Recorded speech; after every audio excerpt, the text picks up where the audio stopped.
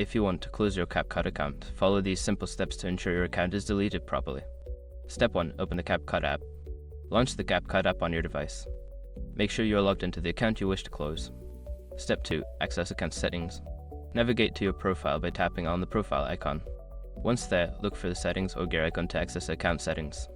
Step 3. Find account management.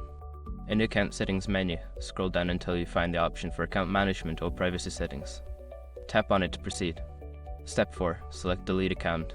Look for the option that says delete account or close account. Tap on this option to initiate the account closure process. Step 5. Confirm deletion. Follow the prompts to confirm that you want to delete your account. You may need to enter your password or provide additional verification to complete the process. After completing these steps, your CapCut account will be closed. Make sure to back up any important data before proceeding, as this action is usually irreversible.